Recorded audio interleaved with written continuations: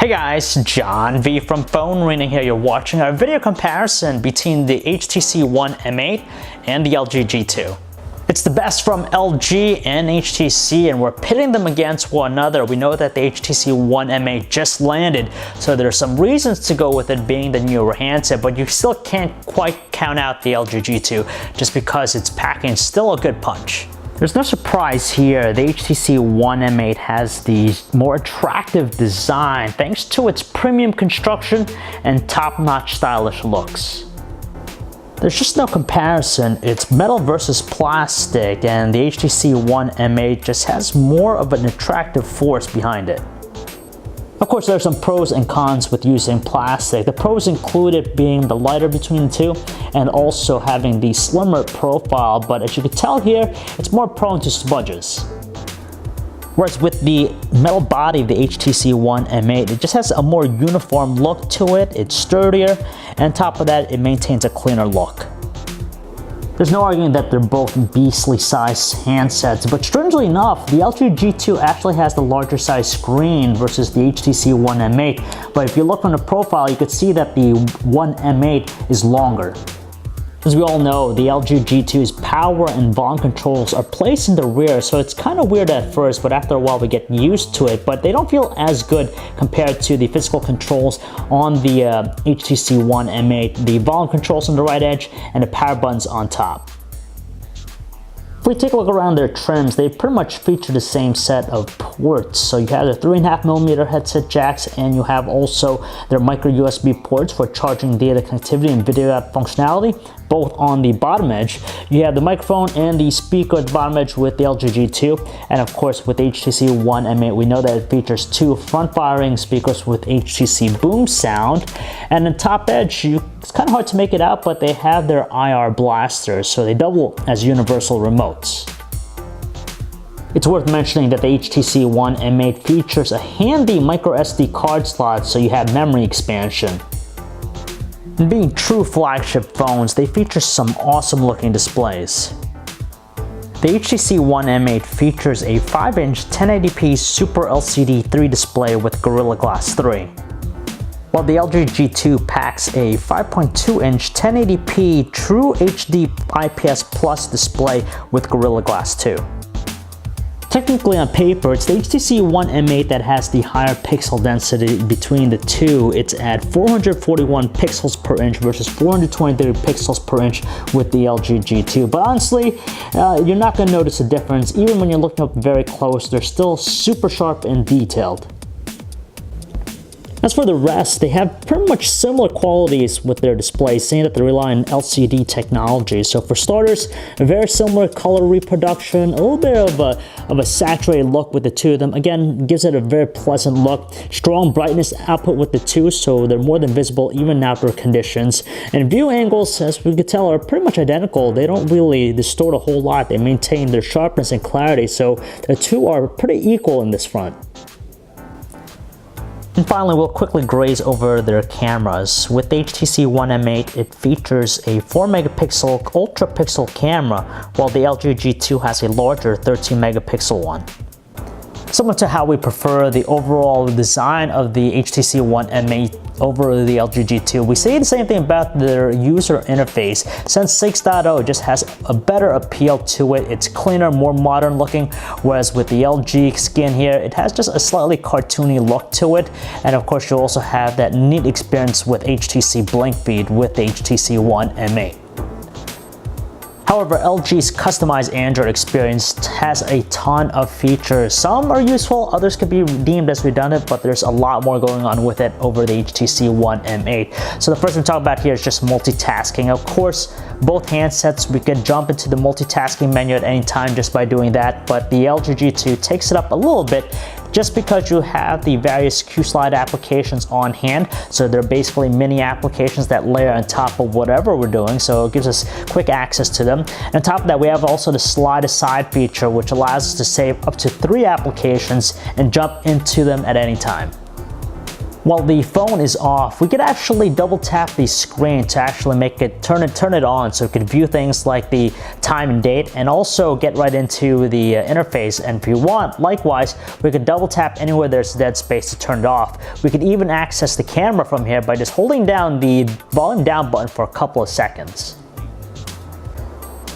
Meanwhile, the HTC One M8 has something similar. So basically, while the phone's turned off, we could double tap the screen to actually bring it to life so we could view the time and date and weather conditions. If we want to, we could actually unlock the device by doing a gesture like that, and also access the camera by just tilting the phone into landscape, pressing either of the volume controls, and it gets us right into it. At the end of the day, it's just a matter of personal preference. Either interfaces can appeal to you, but if you like something that has a superior design to it and has tight integration with social networking, you'll really appreciate what the HTC One M8 has to offer with its Sense 6.0 interface. On the other hand, if you want a ton of features, especially multitasking, you're gonna like the LG G2. Being the newer handset, the HTC One M8 benefits by having the most cutting-edge hardware, though to tell you the truth, the performance is really hard to gauge just because they're both really responsive with similar tasks. So with HTC One M8, it features a quad-core 2.3 GHz Qualcomm Snapdragon 801 processor with 2 GB of RAM, whereas with the LG G2, it has the slightly older 2.3 GHz Qualcomm Snapdragon 800 processor with 2 GB of RAM. Like I said, the HTC One M8 might have the upper hand for having the newer hardware, but honestly, the performance is pretty much identical to the two. They're both super snappy and responsive. We have no complaints either about the web browsing performance with the two handsets. Similar results, again, they both pack on 4G LTE connectivity, so you're going to get fast page loads. On top of that, you're going to get very responsive navigational control, so kinetic scrolling, pinch zoom in, they're all buttery smooth. The only difference here is just that the HTC One M8 has a smaller display, but honestly, that's not a deal breaker.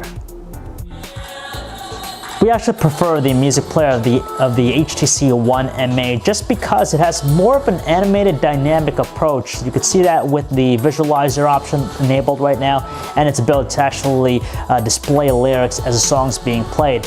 As far as the audio quality, there's no question about it too. The HTC One M8's dual front-firing HTC boom sound speakers are just more commanding, has a stronger presence than the LG G2.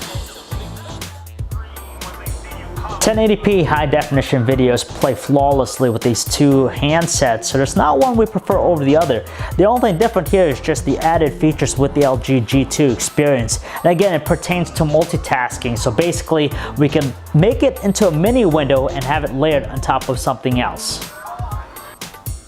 From our reviews, we already know that these two handsets are capable of shooting some sharp-looking photos. So with the HTC One M8, it features a 4-megapixel ultra-pixel camera. It has a dual LED flash, an f2.0 aperture lens, and has also a backside illuminate sensor. What really stands apart from everything else out there, including the G2, is that it features a secondary camera which is used to actually measure depth information. Meanwhile, the LG G2 packs a higher 13-megapixel autofocus camera, an f2.4 aperture lens, just a single LED flash, but it features both a backside illuminate sensor and optical image stabilization.